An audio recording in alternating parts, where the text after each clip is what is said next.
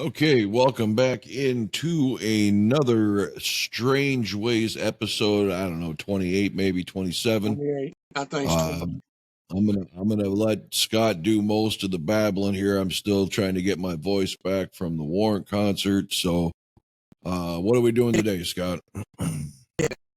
We're doing a live album today that is very, very, very special to me. If I'm not mistaken, it's hard to really remember, but I'm pretty sure that I owned this before I owned the Live One.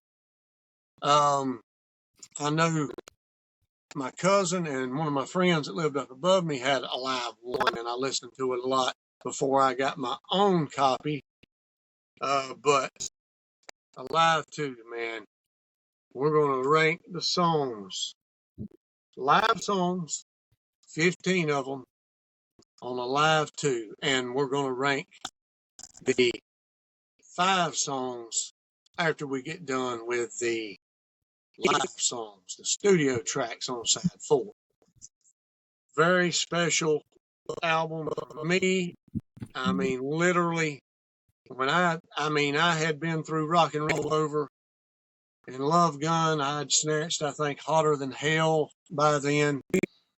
And when I got this, man, and I seen that, I couldn't count the hours that I just sat and looked at that while I was jamming, just fucking mesmerized. You know, wow, holy shit. Yeah. You know, this is insane.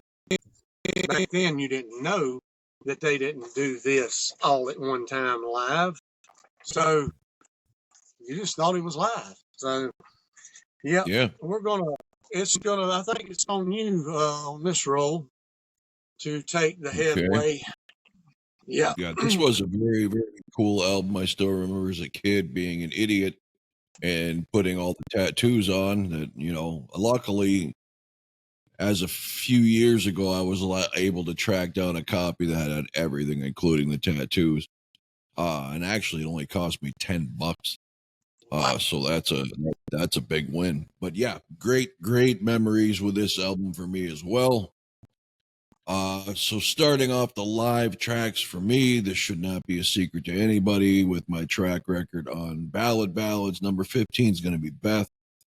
Peter does a great job on this. And I'm going to preface this saying there's not a bad listen on this album for me, whether it's the live or the studio tracks. Everything on this album I like. So it's just a matter, like usual, where they fall compared to everything else.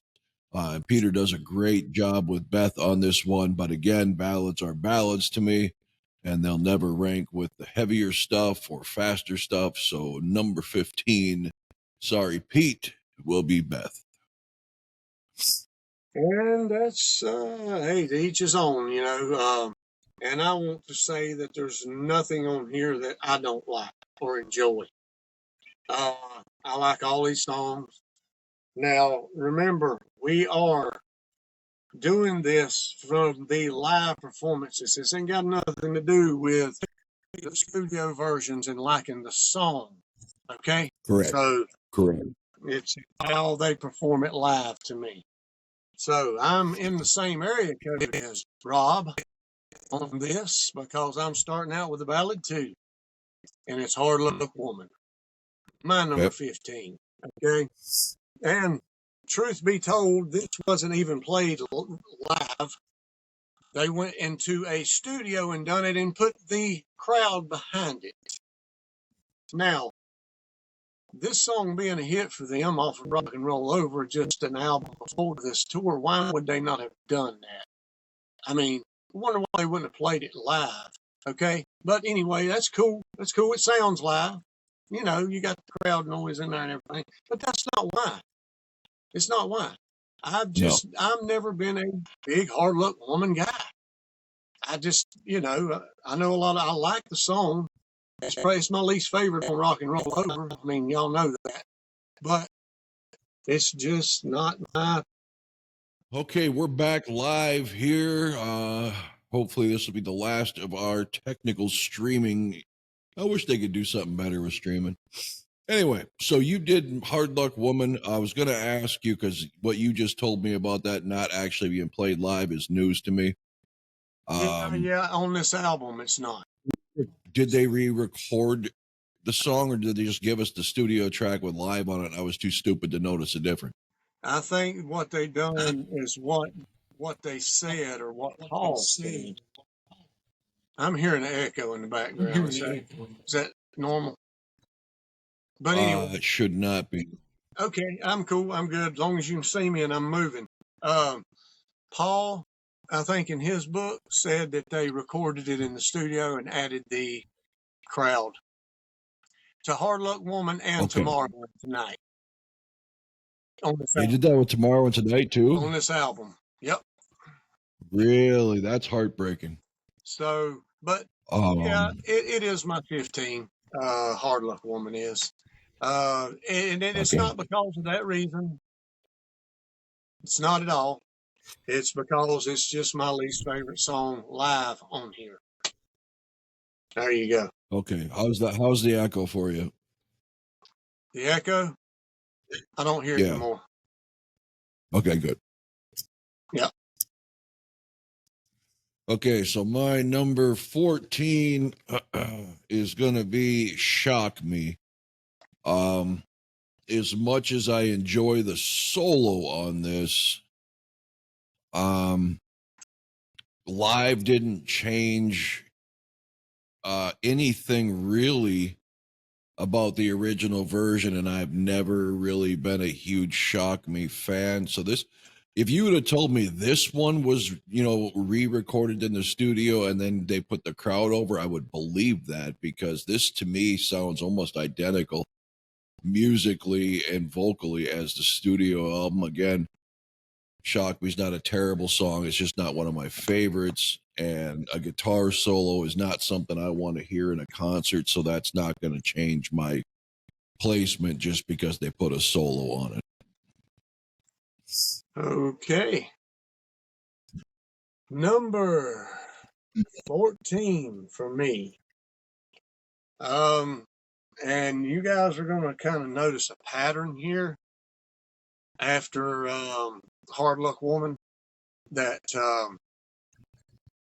I'm not particularly favorable of the Gene songs on here because for some reason he's in that mode in Alive 2 after Almost Human, Love Gun.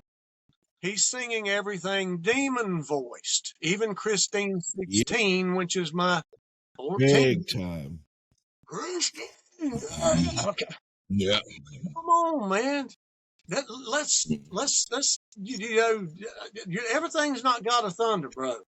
Okay, Boy, and that's the first thing that stood out to me. I'm like, I don't remember these songs, and I just listened to a lot of them on our album rankings where he sings them like that. It's so overwhelming, the demon voice he's using on here. It's almost cartoon-esque, like he's making fun of himself.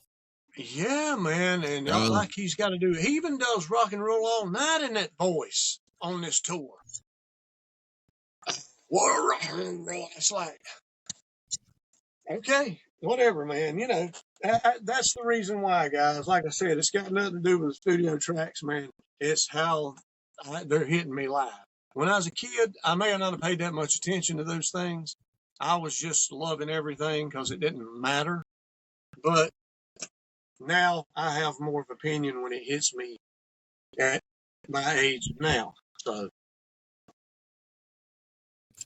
And it's really surprising, right? Because other than God of Thunder on Destroyer, he really doesn't use that demon voice on Rock and Roll Over or Love Gun very much, if at all. So why he all of a sudden on Almost what? Human. Almost Human on Love Gun, and that's it, man. That's it. So the fact that he chose this style route for everything, a couple of years after not using that voice so much is just weird. It's just weird. And he must not have realized, or the other people, Paul or Peter, hey, whatever. Hey, man, your other voice really sounds better, bro, especially live. Yeah. Sing your songs like Dr. Love. Sing your songs like Christine says. Sing it like it's supposed to be sung, man. You can get into that demon thing when you spit your blood and do God of Thunder. Okay, that's expected. But we're doing a live album here, man. Let's But I don't know, man. Like I said, I must be the only one that I don't know. So No, I noticed it. It's almost like Cookie Monster singing, right? Cookie. I mean, it's over the top. It's over the top. Okay. So, my number 13, Scotty's song, Making Love. This song is so much better on this live version than it is on the studio for me because it keeps that killer guitar riff. It keeps that heavy drum, but it paces the chorus instead of doing that rapid fire repetition. But at the end of the day, it's still Making Love for me, and it's just not one of my go-to songs, never has been, but I will say I like this so much better than the studio version. Really? Wow, well, I hear a lot of people say that, but I'm going to have to be honest here before we go any further. There's none of these songs on here I like better than the studio tracks. None of them. Usually I don't either. I cannot understand why it sounds like they took the bass and every drum but the percussion out of this fucking album. Now, I don't understand that. Now, like I said, when I was young, it didn't bother me. It's Kiss, man. I can turn it up loud, rock out, whatever. But it's so, Peter sounds like every drum he's hitting sounds like a percussion. Except when he's hitting the drums in the God of Thunder solo, boom, boom, you can hear a little thump on that, on the bass drum. The bass drum, yeah. The gong. The gong is killer. Very the drums are not even relevant in this, man. It's like they're not even mic'd. And Gene's bass half the time is not relevant. It's and I can't speak to 70s Kiss live because I never saw them, but I'll even go as far as saying the same thing with the End of the Road tour. Usually when you're at a live concert, I don't care who it is. It doesn't have to be a big production band like Kiss, just even in a bar. Usually the first thing that strikes you is how the mic'd bass drum just pounds your chest a little bit. End of the Road, it had decent volume, but there was none of that. The mix did not rattle your bones. Really? So I don't know if that's the way it was in the 70s too, or what. But where did you see this album? Definitely, I saw them in Grand Forks at the Alaris Center, about a 12,000 seater. Inside or outside? Inside. Wow, I seen them in Charlotte outside. And then we went to about 2 months later, about 5 months later, and seen them in Columbia inside, and Columbia destroyed Charlotte. Dude, it was, Eric Singer was vibrating the whole fucking place. Dude. Really? Yes, and a solo, insane. I mean, fucking insane. Yeah, man, that's the reason I was kind of shocked when you said that. What size was that venue? Arena? It was about the indoor one. About a 25,000 seat. I'd have to look it up, but it's pretty big, man. Being a bigger venue like that, maybe they had more of the PAs running. Maybe they turned it up more to compensate for the size. I don't know, but that show in particular, I remember being really underwhelmed by the bass drum. Okay. Which was surprising because Eric Singer, even though he's, playing Peter and he's forced to be neutered, he still usually plays hard. He doesn't play wild like he did as the real Eric Singer without makeup, but he still packs a punch usually from what I hear online. and even on the Alive 3 album, of course, all that can be done through mixing. But yeah, seeing him live, because I remember when I saw him in Vegas for the residency, it was fine. It's just the volume overall was low. That's the show I mentioned. I could actually hear Tommy, uh, his pick on the strings when he'd get in front of me in the front row. Yeah. So the overall volume was lower, but the drums still were a big sound. Where this end of the road, the show I saw, it really wasn't that impressive as far as the bass. Wow. Yeah. Well, Okay, your number. What number are you on? I did let's see. 13. Number 13 for me. You did 13, right? Making love, right? Yeah. Yeah. Okay. Number 13 for me is another Gene song. And the reason it's this low is because it's not just because of the demon voice. It's because I don't like how they do this live. In later years I do, but Dr. Love, man. This just don't even Wow. this don't even remotely emulate the damn studio track at all. And I'm like, damn, why? What are y'all doing to change this much, man? Shit. But that's why. It's not just because of the voice. It's because the backup vocals, the everything, man. It don't sound like Dr. Love to me, man. So I love the song, but like I said, man, I hear a lot of people praise this album like they like the live version better than I don't know why, and I don't know how. So there you go. That's just my opinion, man. There you go. Yeah. Yep. For me, number 12, excuse me, they actually do a very good job on this and keeping it, one of the versions that's closest to keeping the evil vibe as the studio track for me in God of Thunder. But I don't like that if I want to hear the whole song, I got to sit through a 4-minute drum solo first. Obviously, that's, probably an exaggeration in time, but it feels that way. I do like the solo. I do like how they put the phaser on the snare drum as he's picking up the pace. I mean, that's really cool. But again, if I just want to pop a CD and cruise down the road, I don't want to sit through a solo. Other than the solo designated to be in the song. It's just not a good placement to put it in the middle of the song. They should have put it at the end of the song. So that's God of Thunder for me, number 12. Okay. All right. I'll be getting there. Number 12 for me is Tomorrow and Tonight. Now, I've always liked this song, and I still do. I like it on here. Like I said, there's nothing on here I don't like. It just might be some things that I like better than others. And this one, it just seems like they got a little too quick. I mean, dang, and a lot of them on here, even God of Thunder. It's like, what is the tempo with you guys, man?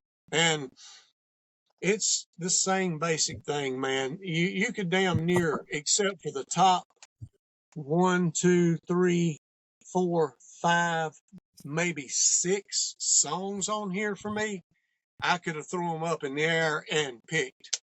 The only reason most of Gene's is on the bottom is because of the voice just don't fit that song. And these songs just don't sound good. I mean, on this album, hell, Alive 1 sounded like it would have been something that would have come after this. I mean, it's leaps and bounds, brother.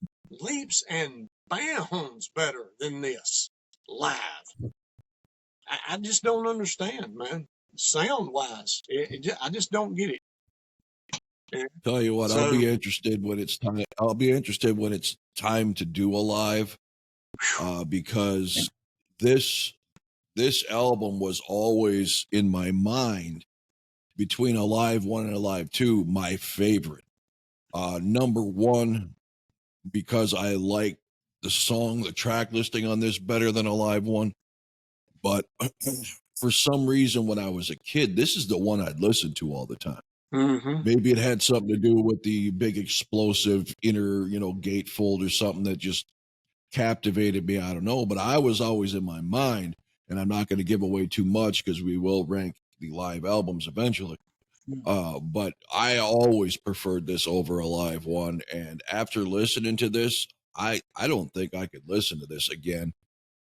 I did Not when I was because younger. the song, well, not because the songs are bad so much. It's the overall production is so flat. And I thought it was so much fuller and better than a live one. That's why I said it'll be interesting to go back and see live one and see what I think of that now that I'm adult. Because honestly, guys, I never listened to live tracks other than a couple from a live 3 or symphony, because there's songs that, the original versions are so early 70s that I want a more up tempo, Technology, heavier man. vibe. That Yeah. was made for Yeah. loving you, for example, stuff like that. I just don't listen to live on purpose because I it don't doesn't either. have the sound. It doesn't have the sound quality. When I'm in a vehicle, and that's where I listen to most of my music. I know most people nowadays listen to headphones like you, whether you're in the gym or jogging or whatever people do. I have to be in my car with the Cadillac's, factory 15 speaker Bose with the sub and the amp, just rattling the fucking wind. I want to feel music when I listen to Yeah. it as well as hear it. Yeah. And live just doesn't translate to those systems for whatever reason. Yeah. So I'm going strictly off sense memory, and I always prefer to live too. And after listening to this today, I'm thinking there's no fucking way a live one sounds this bad. The production It on this is don't. just fucking terrible. It don't. Okay. So, my number 11, you've already touched on. This is the most egregious Cookie Monster song, Christine 16. I don't know what the hell he's doing. This is why I said this is almost like he's making a parody of himself. This song was never supposed to be a demon song. No. It was supposed to be more of a, hey, a smooth Mac Daddy song. Yeah. And all of a sudden, it's fucking Cookie Monster on steroids. Christine, I mean, Yeah. it's unbelievable. It's so fucking egregious that it's the only reason it got up this far in the list is because of, especially Beth and Shock Me. I just don't really care for those songs to begin with. But Christine 16 is an egregious abomination. I mean, what is he doing to this normally cool cat song? I just, all right, that's my number I 11. think a lot of it's got to do with demon. The demon, the real demon did not exist until after those second round of studio albums. So when they done Alive 2, that was all the hell he was. And I know there were a lot of young people showing up to the shows in, my cousin at the time, but still, man, that they want to see the demon when it's time to see the demon, I mean, but Yeah, anyway. I'm glad you brought that up, because something I've wanted to touch on forever.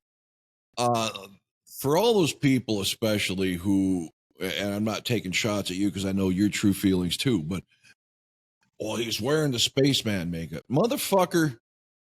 The Catman, the Spaceman, the Star Child, the Demon. These were not come up with in the loft while they were, rehearsing to be Kiss and trying on make. That shit was all a product of Kiss Meets the Phantom. Yep. It was a gimmick given to them. Just like there's nothing written in stone that in 1975, while touring for Hotter Than Hell and Dressed to Kill, Paul did not fucking represent the color purple. All right. None of that shit existed till the painter came up with that crap for the solo albums. Yep. None of this was actually Kiss. None of that stereotypical crap. So I don't want to hear the demon voice because that's who he was.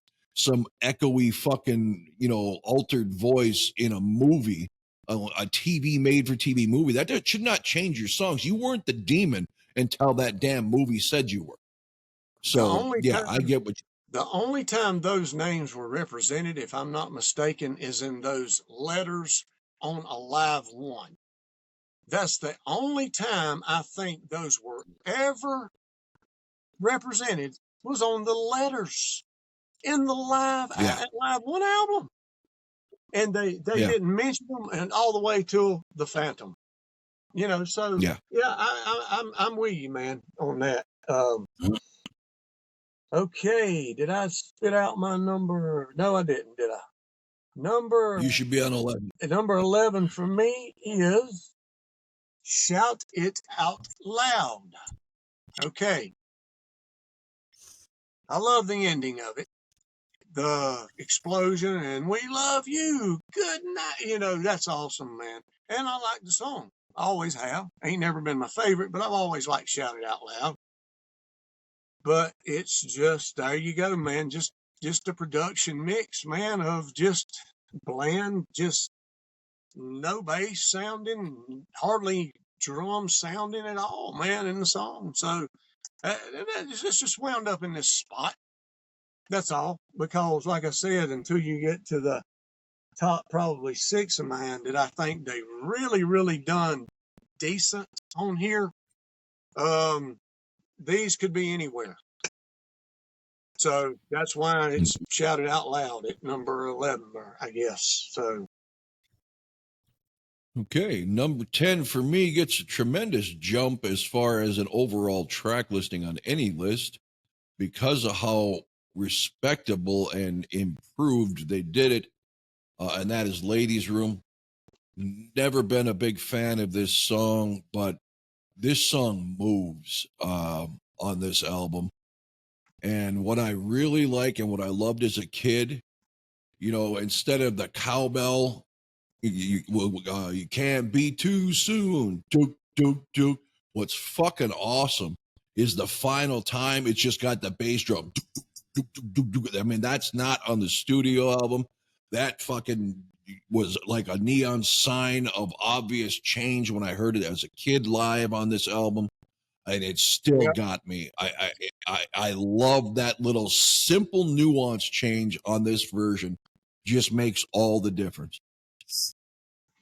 Okay. Yeah. It's I got to get there, so it's still on my list, guys. Number 10 for me. And was that your number 10? Yes. We spliced. Ladies Room. We got one. Wow. Yeah, man. All right. Ladies Room. I like it. Always have. I love the studio version. I like this version. If Gene would drop the demon voice, but he pulls it off better on this song than he does.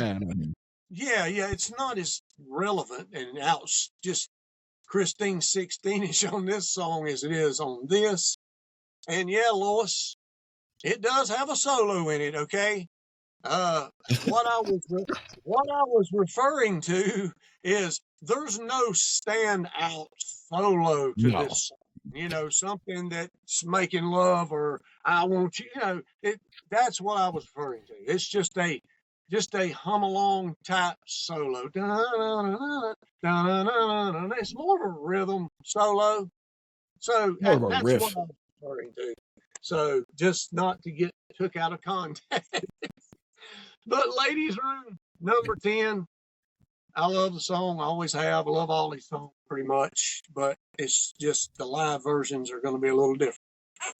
So. Gotcha. Number 9, you've touched on, and it's Calling Dr. Love. I can't put my finger on it. Obviously, the demon voice doesn't help. But there's something about the vibe of this song on this album that just doesn't work for me. And I listened to this song in particular twice, back to back, because I couldn't figure out why I was not liking it more than I thought I would. Maybe it is the voice, and it just didn't, click, because I don't know. It just didn't work for me on this album. It's not terrible. It's not a drastic departure from the studio album, but for some reason, maybe it's just the placement in the set. I don't know, but it just, first of all, I don't like the speech beforehand. I don't call it the dog. I just, whatever. But I just didn't like it. And I don't hate it. I just said it just didn't work for me on this setting. It didn't me either. That's why I've already touched on it, dude. You can't, some songs you just can't speed up, and some songs definitely you Maybe can't that's speed it. up. Maybe that's Trying it. to be a fucking demon. You just Yeah. that's just not a good mixture, man. Trying to sing like that with speed, that's why that one, and that's my favorite Gene song. At this Yeah. point in time in my That's life, right. but That's no why I was one so did. surprised that you put it so far down. Yeah. Okay. Now we are at number 9, and I do believe this is the last Gene song on the live part, and it's God of Thunder. Okay. You're supposed to be the demon right here. All right. I can live with this to a certain degree. But what I can't live with is trying to speed up God of Thunder. That's not a song, again, that you really want to push the tempo on. The drums sound like shit, just like everything else has. I hate saying it that way because I just like I told you guys when we first started this album holds a special place for me. Regardless of how it sounds, it is a very special album for me, man. I mean, that imprint and the back of it with all of them and Gene looking like a real demon with sweat and blood dripping all over him. Oh my God, dude, it's just infused in my brain till the end of time. And it looks like Ace Frehley's a redhead on the back of there. Yeah, I was gonna say, Pete, as cool as Gene and Peter's pictures are, Yeah, man. even as a kid, I was disappointed with Paul and Ace's. Like you said, Ace looked like a redhead, and Paul looked like, besides the He got star, an wasn't afro. even wearing. Well, and the lighting on him makes his face look tan instead of white. Yeah. It's like he forgot to put the white makeup on. It's just whoever picked the photos and the angles and the lighting did a piss poor job on the back, except for the legendary Gene shot, and then of course Peters is passable, but the shots chosen were not the greatest. And even as a child, believe it or not, I knew what getting fucked up and stoned was, and you could literally look at Peter and tell he is high as a cat in that picture. It literally you can. So there you go, man. Should have done a little far away a shot of Peter on the drums or something, But anyway, what the hell do I know? But God of Thunder is my number 9. I enjoy the solo. I did as a kid. I'm not a huge solo guy unless it's live, but it's not bad. And the only reason I put God of Thunder at the top of the Gene songs is because that's the character he's supposed to be when he's doing this. I'm not crazy about the speed and of course the sound. Is that Ebony? All right. This is Deuce, and I'm going to let you talk to the crowd for a minute, because if he doesn't get his treats, he's not going to leave me alone. Okay. I'll be right back. Man. I'll be right back. Come on, bud. So any of you guys out there that love the way this sounds, is it just nostalgia? I mean, because it really is for me in a lot of ways. Now take it, a lover of this album that, like I said, is a very, very, very nostalgic, sentimental album to me, because I had just got into the band right before Love Gun came out and right after Rock and Roll Over had been put out. Yeah, before Love Gun, in between Rock and Roll Over and Love Gun. So this was next. So, bam, the new album after Love Gun, you know, which was new to me, is Live, except for side 4. So I listened to this thing so much, and I do love it for that nostalgic vibe that it gave me back when I was a kid, and even as in my younger age. But I've just grown over time to not like the way the sound quality is on here, and that's it. You know, the songs, I love them all, but there's certain ones that sounds maybe a little bit better to me than others. So number Okay. 8, right? My apologies. The cat's got me wrapped around his little paw. Yeah, I got to be at a And certain he place. knows how to tell me what he wants, and if I ignore him, he will start doing everything he knows that gets him in trouble just to piss me off. So, Yep. all right. I didn't notice until you started talking about it. That was my last Gene song on here too, and that was not by design because I like Paul the best vocally. I just realized it that all the Gene stuff was on the bottom. Yeah. Okay, so my number 8 is or 9. Which one am I on? Oh, we hit on was, what? Was my last one, and it was my number 1, 2, let's see, 15, 14, 13, 12, 11, 10, 9. You're on number 8. Okay, number 8, Detroit Rock City. The coolest intro of any Kiss show I've ever heard, even through the End of the Road. Yes. Way better than that. You wanted the best and you got it from the first Alive. That dude sounds like you would think the cartoon reporter from Unmasked would sound. That's a black I don't dude. know who was. Well, he's got a horrible introduction voice. I've heard local radio stations do better job. Yeah, horrible. But beyond that, it's just this one's another one that wouldn't have surprised me if they just recorded it in the studio and put a live crowd over it. It really didn't add anything. It didn't lose anything. It just is what it is. Detroit Rock City. Yeah. Yeah, and I'll get there too, guys, because it's a little higher on mine, but not too far. My next one, which is number 8, and that Rob has already wiped his ass with, is Beth. And of course, I understand, this is not the most exciting song. And of course, you got the background music playing with Peter coming out front and singing the song. That's just my favorite Peter song, ballad, that is. And I've always loved that song. I like it on the studio way better. No secret.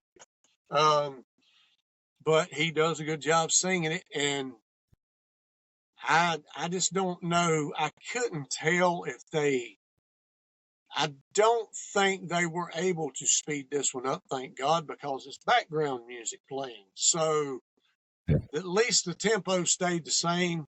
And of course, it seems like when Peter sung that song back in the day, and even in the farewell and reunion tour, the place got loud, just like it does on this album. So, okay, yeah, I love Beth. I'm a lover of that one, so that's why it wound up number 8. There you go. Okay. Number 7, you've also touched on, and that is Shout It Out Loud. I like the intro. I like the ending. They picked up the pace too much for my taste. But at the end of the day, it is, to me, one of the stronger tracks on here. I'll tell you one thing I noticed, and I, for lack of a better term, because there's no cool way to say, I kept, moving the button back 10 seconds on your MP3 player. So I kept putting the needle back, so to speak, while I was listening to this, and they came damn close to actually making the intro to Shout It Out Loud sound like the studio intro instead of some little weenie whiny thing. Maybe it was something, yeah. Maybe it was something that I think you put your finger on, that they don't seem to use the bass guitar with the guitars in most attempts. I This know, one man. you could clearly hear Gene's bass in with him, and it sounded a lot more like the studio intro. Way better than what they do in later years, man. Okay, number 7 for me. King of the Nighttime World. Now, it's performed great. I can't tell if it's speeded up a little bit or not. It may be. If it is, it ain't much. Yeah, just A maybe. little bit. It's just the sound, guys. It's the drums. It's the bass. It's sung great. They did stay on track with this song. I will say that. But it was good enough to beat the rest of them up this high at number 7. So I like it. I've always liked that 1-2 punch with Detroit Rock City and King of the Nighttime World. But the drums, man, are just hell on this album. So yeah. Yeah. Well, number one, I will agree with you 100%. I go so far as to say, if you're going to play both of these songs live, they should never be split. One should always lead into the other. But my number 6 is King of the Nighttime World. So we just missed. And for me, I absolutely love this song on the studio album. This one is a huge example of, for lack of a better comparison, say, I love it loud. King of the Nighttime World on Destroyer is such a big, bombastic, heavy sound, like I Love It Loud on Creatures. And then you transfer to this Alive too, and it just loses its edge. There's just something, it's not that big crack your, I mean, with Destroyer, you're like, holy shit, Detroit Rock City, man, that was awesome. How could they get better than this? And then boom, they kick your ass with King of the Nighttime World. And on here, it kind of just becomes passe. There's something about, maybe it is the sound, the production, the lack of the big power drums in this. Destroyer overall, don't get me wrong, it is nowhere near the heavy production of Creatures, but it's a very heavy sounding album, even though it gets flack for being overly produced. But it's got that big drum sound, not like Creatures. That's off the fucking charts, big drum sound. But this comes out flat to me. They don't do a bad job. It just doesn't have that certain something that the album gives you. And most people are going to say, well, it can't sound like that because it wouldn't be live. This is live, guys. You got to understand. Well, look, I'm going to tell you, if you say that right now, I'm going to give you an answer. I can guarantee you, if you was at this concert, it's not going to sound like this. If you're there standing there live, I bet money, my life, everything, it's not going to sound like this. So, no, how the hell? What did they do? I mean, to neuter the hell out of the finish, it's no different. You may hate Read My Body, all you people, and that's fine. But I promise you, if you were in the studio while that song was being played, it wouldn't sound so poppy. I mean, so there's a reason why producers are so sought after and become either legends or forgotten. They are a huge part of the listening experience. It's so much bigger than just your favorite musicians and singers in a room. Everything that comes out of that amp or PA or soundboard is there's painstaking process to make it sound just fucking right. So the producer at the end of the day is no different on a live album than it is a studio album that's still going through post-production. It's still high ends and low ends are being mixed, panning left and right, whatever you want to fucking do. And this production is terrible. It's and terrible. It just, I can't get past it because I never noticed that as a kid. But listening to it now, it just, holy shit, it's terrible. And the funny thing on this album, if you look at the back of it, guess who it's produced by? Kiss and Eddie Kramer. Produced by Kiss and Eddie Kramer. Not just Eddie Kramer. Okay, so Paul had his stupid wannabe producer mitts in this too. I think this is probably where it began. Because it's everything he's tried to produce sounds like shit. You realize that? And maybe it's because of his one ear. Maybe it's because of his one ear. I don't know. Musicians, just like actors who try to do rewrites of lines and script, stick to your fucking profession and let the experts who went to school for this shit do their fucking job.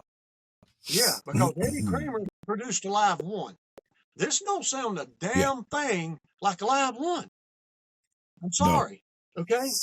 But it didn't say produced by Kiss and Eddie Kramer on live one. I don't know what the hell happened. So there you go, bro. You're just as mind fucked as I am. Okay, number 6 for me is Love Gun. And the reason it made it up this high is this is actually played pretty much the speed that it's supposed to be played. And it's played good and it's sung good. Even the Love Gun at the front of it. I mean, Paul's voice is great on here, man. He's singing the songs like they're supposed to be sung. You know, he's not jumping from this voice to that voice or trying to be, whatever. He is singing the songs like it's supposed to be sung. And Love Gun, is not particularly my favorite song. I do like it a lot. I actually love the song, but it's nowhere near my favorite, not even on that album. But I've always liked it. It's a simple song, but it's a good song. And they've done a good job with it on here, with the exception of production. There you go. Okay. Number 5 for me, you've also touched on. You pretty much touched on most of mine except for 2. Is Hard Luck Woman. Always like this song. I won't go so far as to say I like this version better than the studio version, but it's damn close. I think Peter did a fantastic job on this particular recording. The music for me was fuller almost than the studio album, if that's possible. Maybe it's the crowd in there. I don't know. But I did not have any nitpicks, so it got to number 5. I remember this is my last one on my very first one, 15 on here. But if you notice, the sound is different because, like I said, they done this in the studio and put the crowd noise. And I did not fucking. Yeah, you killed me on that, and another one yet to come. So yeah, man. If I had known that going in, I probably would have changed things, but I'm not changing it. I'm sticking with the way when I thought it was all live. So yeah, man. Yeah. All right, number 5. You've done touched on, and I only think there's only 2 that we can hit on now. Number 5 for me is Detroit Rock City. Okay. Yeah, the opener. You are the best, the hottest band in the world. Yes. Okay. He done a great job of that. That was mean, rough, and rowdy sounding, bro. They come out and rock the shit out of it. All right. Detroit Rock City's fucking Detroit Rock City, man. Live or on the studio album. But the production just cuts its nuts off. Cheap. I mean, everything on here, man. But it's how they done it. That's why it's that high for me, in my opinion. So, yeah, Detroit Rock City, number 5. Okay. Number 4 for me is always kind of, even as a kid, I knew better. No concerts are still going at midnight. It's called a curfew, a noise ordinance. Indoor or outdoor venue makes no difference. So I still don't know why he's saying all right, 12 o'clock before Love Gun, but Love Gun's my number 4 because they do not waver. The speed is damn near dead on balls accurate, and Paul is extremely strong. If someone can explain to me why he yells that before the song, because I don't believe that anywhere it's midnight as they're starting a song. And I don't know the rules back then either because I hadn't been to a show yet, so I don't know. So I mean, unless he's saying something else, but I heard it again today, and I heard it as a kid a billion times. I swear to God, he's saying, all right, 12 o'clock. So unless he's saying something else, I don't know, something gun, I don't know. But to me, it sounds like 12 o'clock, and I've always scratched my head at that. Where the fuck are you playing at midnight? Is he talking about 12 o'clock? There's a hot chick in front of me. Love Gun. Yeah. 12 o'clock. Love Gun. Right. Yeah. I don't know either. I don't have enough damn clue. Okay. That's why I didn't say that before I said Love Gun. All right. Yeah. Okay. Now, number 4 for me, you've already touched on. And the reason it got this high is they played it like it's supposed to be played. Ace sounds worse on here than he does on the studio album, and it shocked me. I love the solo, man, and there you go. They did play it at the in my opinion, the pace that it's supposed to be. If they did tweak it a little bit, it wasn't much. Shock me, baby. Yeah, and I've always been a lover of this song. Ace is not as good on here as he is on the studio album, but the solo made up for it and the pace of the song. I don't think Ace is going to ever be accused of making a song sound better live vocally. Yeah, that's going to be tough. Yeah. Yeah. The pace and the solo got it up to number 4, and I love the song. So yeah, it's shocked me number 4 for me. Yeah. Okay. What is number 3? You took. Yeah, number 3. My number 3. You already took a big steaming pile on, and that is Tomorrow and Tonight. One of my favorite Paul Stanley songs, probably my favorite. I think it was this time through on Love Gun. What I love about this on Alive 2 is Paul's voice is prevalent on everything, including the chorus. And people, if you understood what kind of lung capacity it takes, it's one thing to do that on a mid-tempo song. This is an up-tempo song. And he's, singing his ass off through the verses, and then he's pretty much the only fucking voice that comes through on the mix for the chorus. He's taking no breath from verse to chorus. And on top of that, if he doesn't add in fill, which he does a couple of times during the chorus, he's going verse, chorus, oh yeah, here's this, chorus, back to the verse. It's so fucking impressive what he did with this that it just had to get up in my top 5. Just so happens it's number 3. All right. And I'm a lover of the song, guys. So me too. But we're not going to hit on number 3. We might have one shot at our number 2. Number 3 for me. Now, I'm going to say this before we get to the next 3. These 3 songs here are all number 1 to me because I did not know what to do with them. They were that fucking good. I mean, literally, for this album, they were that damn good. Number 3 for me is I Want You. I want you. I want One, one. They're not getting it. They're not going you. They're going one every time he says one. I want you. Then they finally get it, man. Okay, fucking phenomenal, man. Freaking wicked. They play it perfect. That intro, that little extra intro, man. I love it when they do that live. And it's hard to fuck this song up. If you do, you're in bad shape. And I've never heard them fuck this song up ever. Never. So Never. I want you, like I said, all three of these for me are number one. But that one's number three because I've got to put it there. So Well, my number two is I Want You. Fabulous song. They, like you said, they've never ever screwed this up live.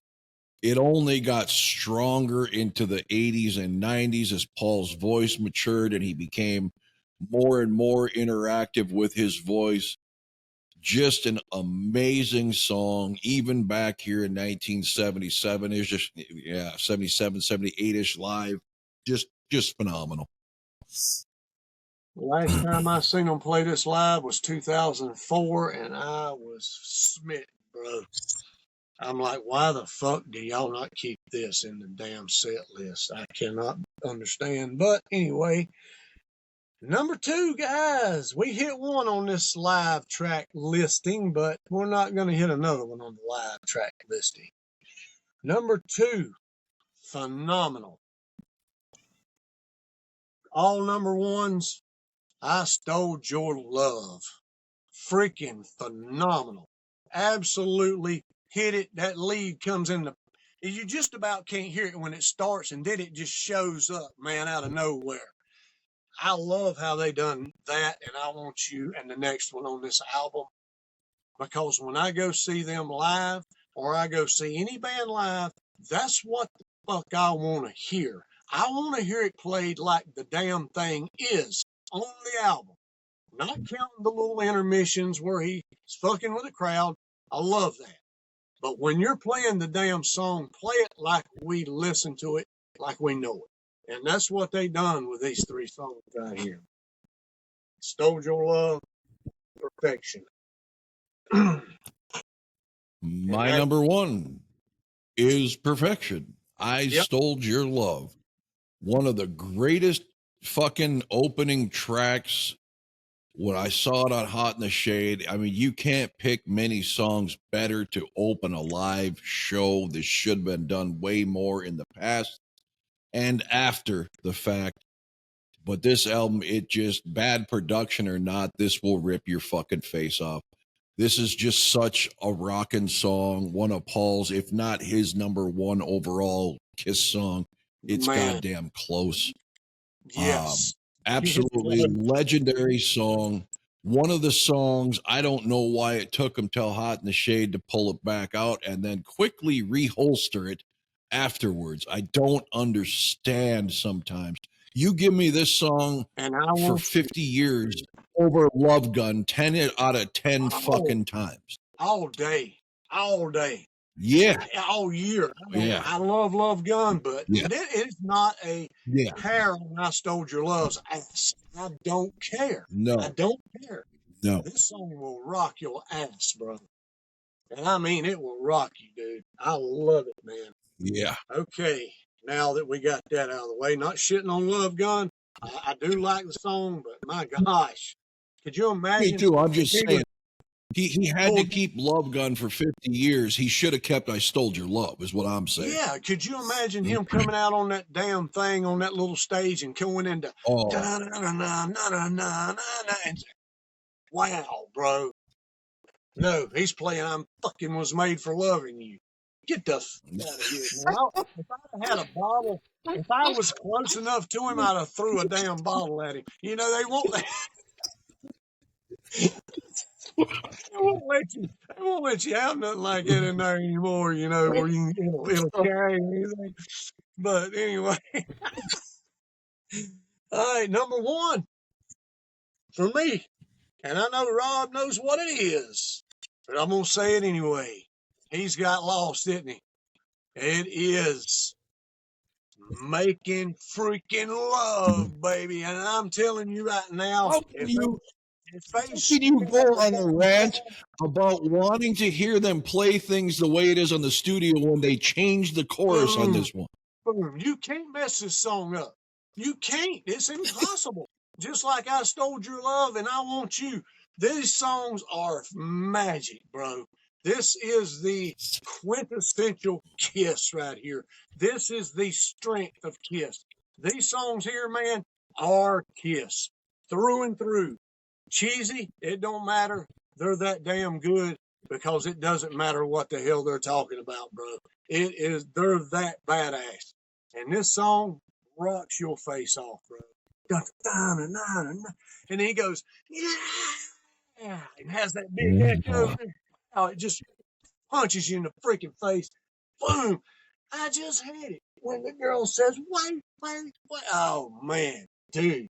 Yeah, give it to me. These three songs at the top is freaking, if this whole album could have been done like those songs right there, man, damn near to perfection. Holy gosh. Okay, I gotta ask. Making Love's chorus on the studio album or like this on the live too? Hot damn, dude, that's tough. I love how he does the love. I'm telling you, that's the only part.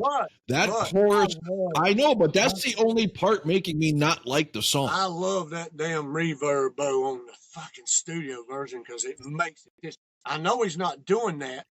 Standing there at the mic, I know they're putting that in there, but I love it. I always have, but I love this too. Either way, I don't care.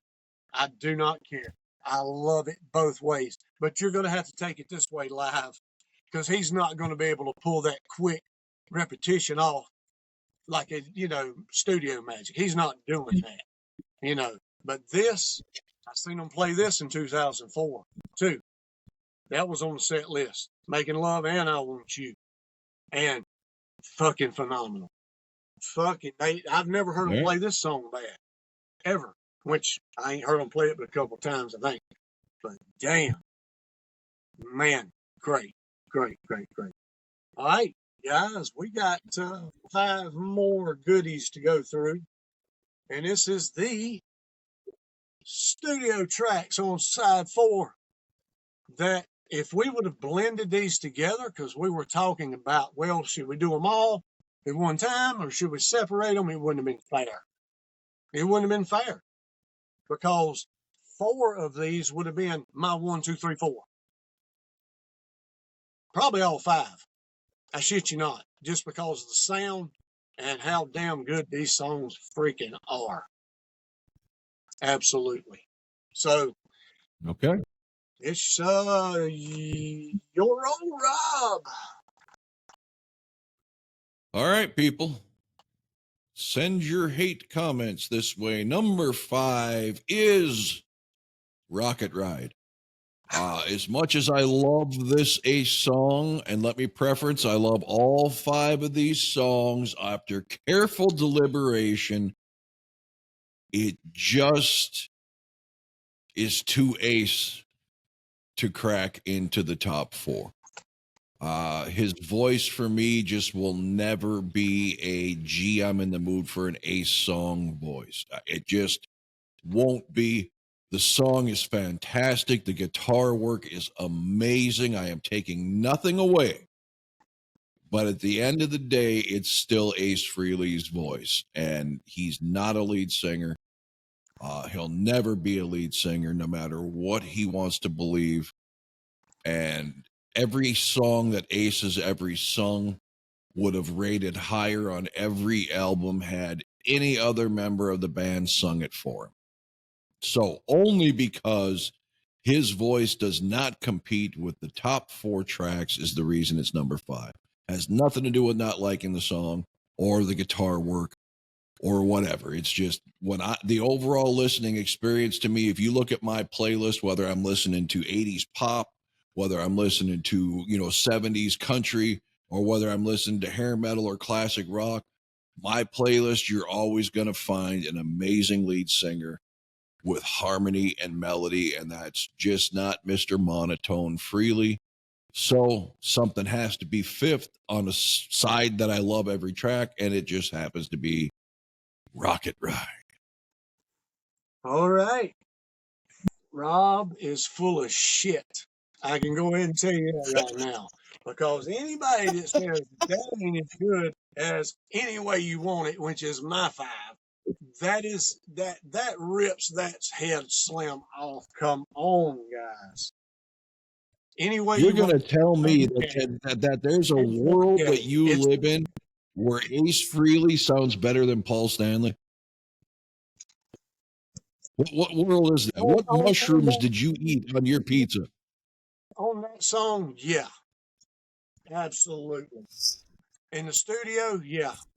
They can make Ace sound better according to what he's singing, but not better than Paul Stanley overall. There ain't no fucking way. You know, but that song, Any Way You Want It, no. Not even close to Rocket Ride. Not even the same area code as Rocket Ride. Number 5, Any Way You Want It. I like the song, guys, but it's just, yeah, the rest of this, the other 4 songs are powerhouses. So, there you go. All right. Well, my number 4 is Any Way You Want It, and being probably the only kid in the neighborhood or at school in elementary school that loved this song. Really? When I first heard this, I was convinced that I didn't know who that singer was. And then when I read the credits and I saw, what is it, Manfred or somebody else sang this song or wrote this song and performed it originally as a cover. Yeah, I didn't know that either. I was convinced for the longest time that Paul or Kiss got somebody to sing this on their album. It wasn't Paul. It don't sound like Paul. Yeah, it does. It don't sound like. No, it really doesn't. When he's going, it's all right. That part, yeah, that part. But the actual chorus and the verses, they had such an echo and reverb on it. They're harmonizing, man.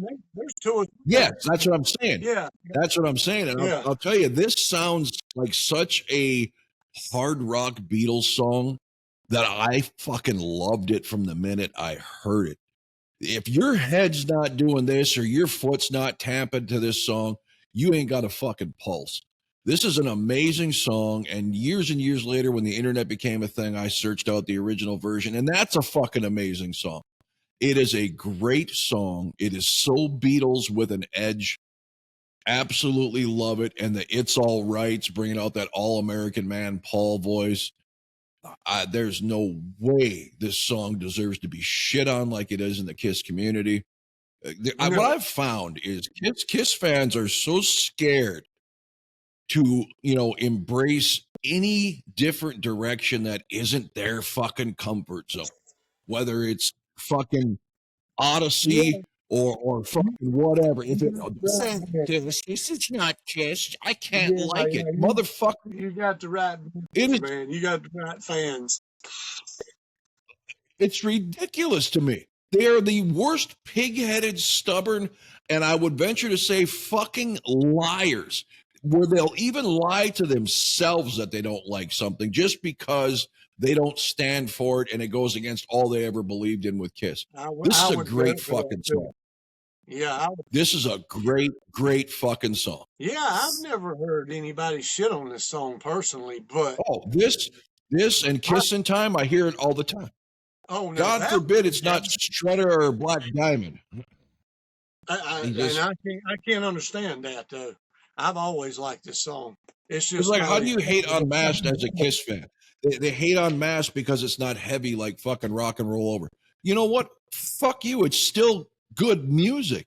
I've never been that person, ever. Maybe because I grew up, my influences were Elvis and ABBA before I was old enough to experience Kiss, from my mom. I'm not afraid to like a softer side of Kiss. I'm just not. Good music's good fucking. It's like the chick in Detroit Rock City said, good tunes is good tunes. Period. If I like it, I like it. If I don't, I don't. That's just, I mean, and there's usually not much that I don't. There's just much that I like better. I mean, right. So, that's just the way it is for me too. But if there's something I absolutely just can't figure out or don't like, I'll say it, you know. Number 4 for me is and was my favorite song on side 4 when I was a kid. It was then for a while. Rockin' in the freaking USA. It's a cool tune. These next songs right here, man. The next 3, actually, well, the next 2, they could have been placed either spot. My second and third, they're that damn good to me.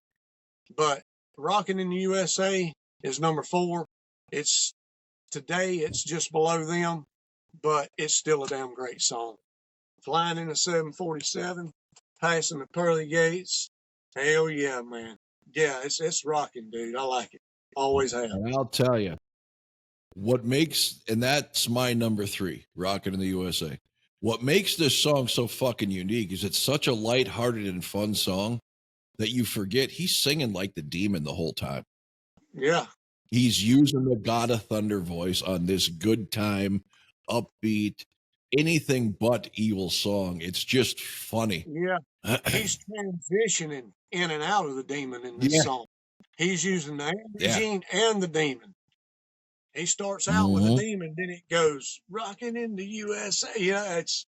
Man. Yeah, you're right. He does. It's weird, but yeah, I've always loved that song, and it's my number 3. They're probably trying to get him out of, hey, man, sing this song, not Demon.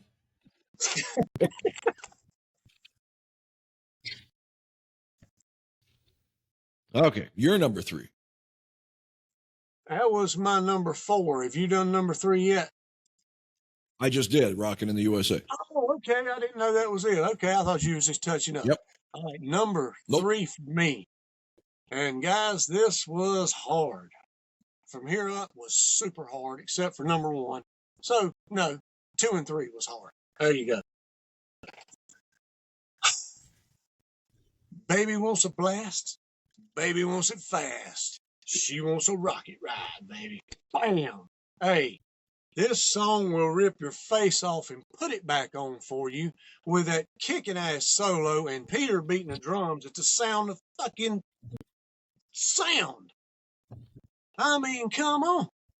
This is and the guitar, man. I mean, yeah. Ace is definitely on Jandale when he wrote this damn song. Hey, Rocket Ride, baby. Freaking love it. Always have. Always will. Ace is phenomenal. He's better on this than he is Shot Me. Probably it's my favorite Ace song right here. Without a question there. And I mean, this is Ace to the max. When this song comes up, or this song's heard or played or whatever, that's Ace freaking Frehley. All day long. Always will be to me, man. That's my number 3. And like I said, it was tough. That could have been number 2. Whenever Ace plays this song, it's Ace Frehley, he says. Everybody remember that, especially you, Scott, when I come back and give you the footage from Ace Frehley in less than 1 month. Yeah. And we'll see. Yeah. This is not the Spaceman. This is Ace Frehley, baby. Rocket Ride. All right. Keep that dream alive, because I have a feeling when I see him in 3 weeks, it's going to be horrendous. You're going to see him? Oh, yeah. I'm going to that Rocktember Festival. He's headlining one of the nights.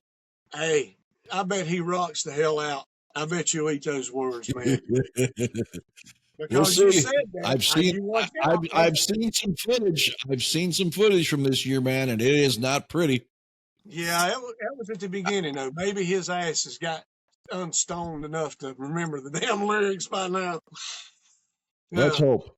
All right, my number 2 is Larger Than Life, one of the most underrated Gene Simmons songs I have ever heard. This song is exactly what the title says. This song is larger than life. I mean, the guitars are so heavy. That be me. He's got that evil, non-demon, just that evil charisma voice. Fucking love this song from the jump. The chorus is so magical when Paul harmonizes in there with him. Absolute legendary song. Damn Yeah. right, dude. Peter is beating the fuck out of them drums on this song. So anybody says Peter Criss can't play fucking drums, man, you're full of shit. I mean, he is. Yeah. I mean, he's beating, and you can tell it on this song. Man, it's so in your damn face right there, bro. And that's my number 2. We're gonna lock top. All right, we hit one. Because Larger Than Life is so it's not demon, bro. This is Gene singing his ass off like he's supposed to be singing this song. He's really freaking, and that lead. This is like She and Watching You. Yes. This is the Gene I love. Yes. Yes, man. Dr. Love, dude. This is Gene's best voice, and he represents it in absolute total perfection on this song. Why the hell I've never heard him play this live? This is one of the rockingest songs Gene Simmons has ever done, all through. I don't give a damn if it's not Ace playing the lead. You can teach him how to play it and get him on the damn thing, whatever. I know it's Bob Kulick jamming out the lead. What a fucking lead, man. I mean, it's a fucking jamming lead. The drums, everything in this song is fucking perfect. And if y'all been listening, all right, y'all know you're wrong, brother. Yep. So we are hitting on the top 2 All-American Man. This is Paul Stanley fucking personified. Forget about all the star-crossed lover, star child shit. Long before that existed, there was Firehouse, there was Strutter, there was Come On and Love Me, there was Tough Paul. Baby. Yeah. And this is about as tough a version of Paul Stanley as you're ever gonna fucking hear. 6-foot hot nut, all-American man. This fucking song should have been played at least for the next 20 fucking years. I think I've heard one version of it live on YouTube. Never broke it out. Absolute fucking disgrace. And I can't say enough good things about this song. This could fit in any genre of Kiss, and I mean any genre. This could have been on Unmasked with Is That You? This could have been on fucking Revenge with fucking Heart of Chrome. This is fucking my idea of what Paul Stanley is. Me too. This is Paul Stanley at his best, in my opinion. This is the voice. The power from that fucking song, bro, is unbelievable.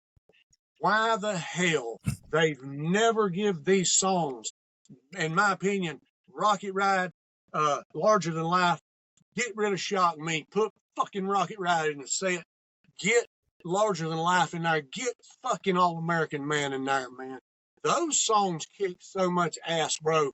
And they're put on the side 4 of a live album. Could you imagine? And forgotten. Could you? Fucking forgotten. And I'm going to say this, and I don't care how much it pisses people off. I listened to side 4 on this more than I did the live tracks when I was a kid, and I always have. Me too. These fucking songs are fucking awesome. The production. Hey, you damn right, Eddie Kramer. You must have pushed somebody out the fucking door when you done these. I go ahead and tell you right now, these were perfection, bro. And damn, I love them. I love all these songs on this side. And I never understood. This is one half of the greatest Kiss album that was never made. Yes. You take these 5 and then add I'm a Legend Tonight, Nowhere to Run, Down on Your Knees. You add the Killers tracks to this, and you've got 9 tracks on an album that might be better than any Kiss album ever existed. Yeah, man. That's what I said when we was talking here a while back. Those tracks there, you put on Dynasty. That's your next album, bro. Yeah. You're not gonna. Can you imagine? Yes, I can. People, Because can you fucking imagine? They were the biggest band in the world. Now they follow a live 2 with an album with these at least 4, and you take any way you want it for whatever. If you don't think it's cut, you take Rocket Ride for a Freely track, and Gene's Badass Larger Than Life and Rockin' USA on top of Paul's Badass All American Man, and that's your next album. And this band would have broken every fucking record ever known to man. And All American Man's gonna be your first single. Not I Was And you know what? Loving You. All American I would Man. venture to say, yeah, and I would venture to say the band never breaks up. Nope, they never break up. They never take off the makeup. Maybe Unmask and the Elder doesn't get made at the time. I'm not saying that in a bad way, but don't come out at the time. Right. Dude, that's a big point right there. I think this gives the original lineup. I think this gives the original lineup and an extra 4 to 5 years, 2 or 3 albums. Oh God! Putting off. And I'm not saying anything, people, because I love Dynasty. I love Unmasked. God knows I love the Elder. I do too. But this would have pushed them past those trends. So you probably would have never, ever gotten to the softer side of Kiss.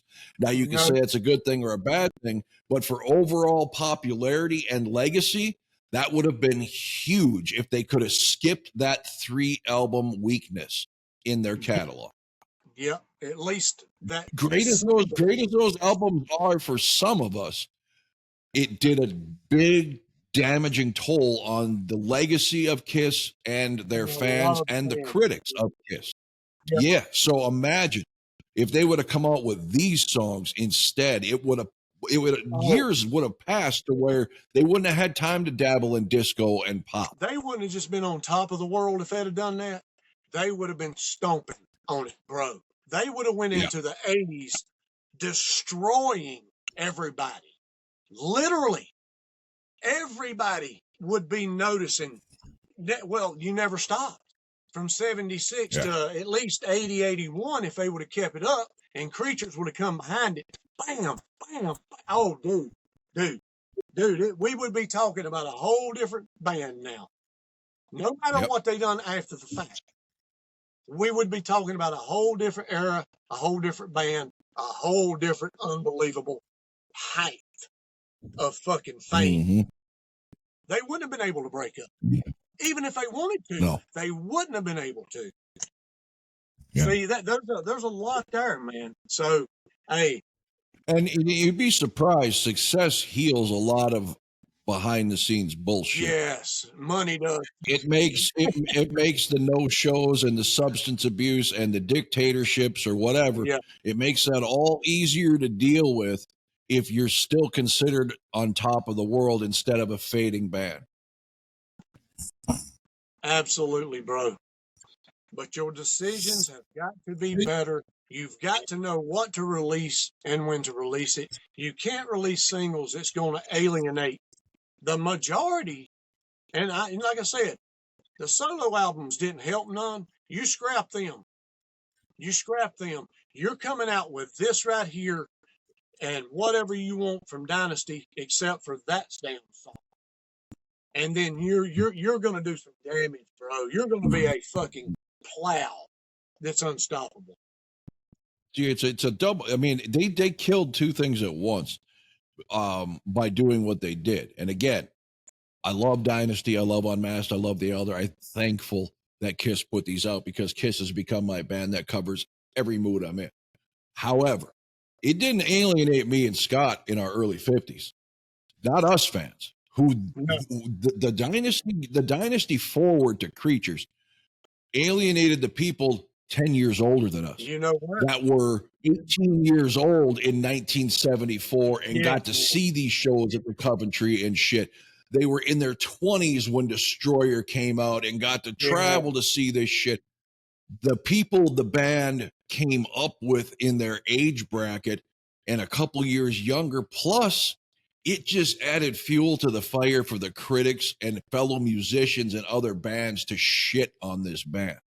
They couldn't do that in the 70s because if you dared utter a negative word as Aerosmith and their big mouths. Now, if your Steven Tyler tries to come out and dog Kiss in 1976, Aerosmith's career is fucking over. Yeah. So think about Hey. that. If Kiss doesn't take that pop turn, nobody could have shit on him. No. And you got to understand something too. Those fans that are in their late teens and early 20s, they hated fucking disco. They hated that shit like they hated either God or the devil. Watch the movie. Watch the movie. That's what you, if you're going to do anything, Paul, it is not fucking that.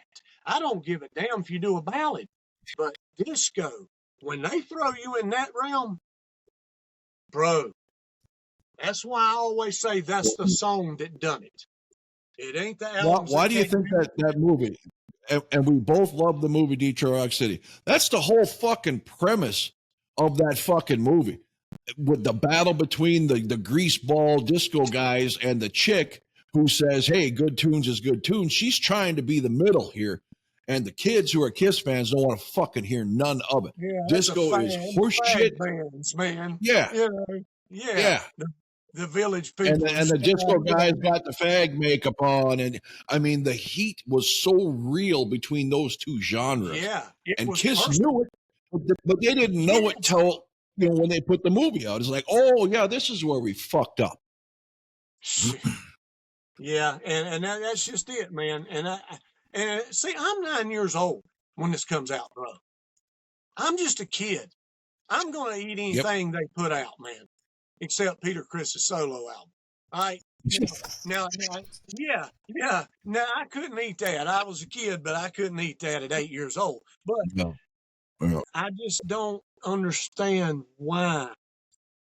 Why are you searching for validation on that level and from people that don't really like you for what you are and what you have done? They just like you. They're not going to buy your shit. They're not going to come see your concerts. They're going to listen to you on the radio in the damn dance clubs. You know, I don't know. See, and that is no different. That is no different than today with these, like I said, the band The Warning is the greatest example because it's the most relevant band that I listen to from modern time. Them chasing the Gen Z streamers is a huge, colossal fucking mistake.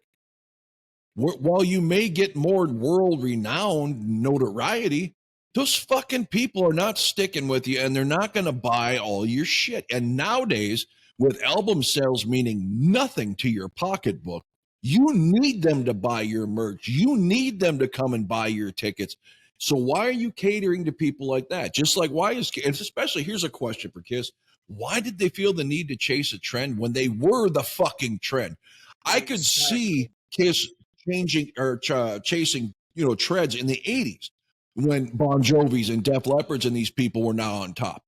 But in 78, they were on fucking top. What are you chasing? I don't understand. There were no signs of it coming down. If they hadn't have done that, they would have still been the fucking getting chased. Yes. See, and so why? What was going through their fucking head? When you're doing the Dynasty tour, does it not rattle your brains that some of your shows are getting canceled? Does that not wake you up to what the fuck you just put out? Really? And then they double down and bring out Unmasked instead of Creatures of the Night or some shit. Really? You could have rebounded real quick off that fuck up. You could have done it but they doubled down. You're going 3 albums in, bro, and you just about distinguish yourself. And the album, you know what this reeks of?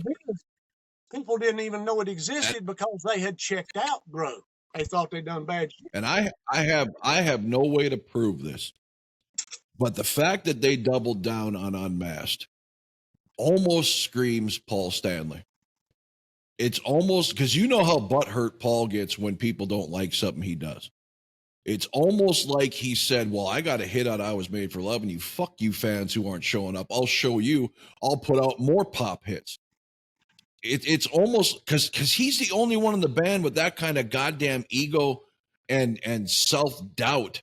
Isn't it weird that someone can have such an ego and be so filled with self-doubt that they need a reassuring psychiatrist on a daily basis on top of all the yes men Kiss already has in their camp?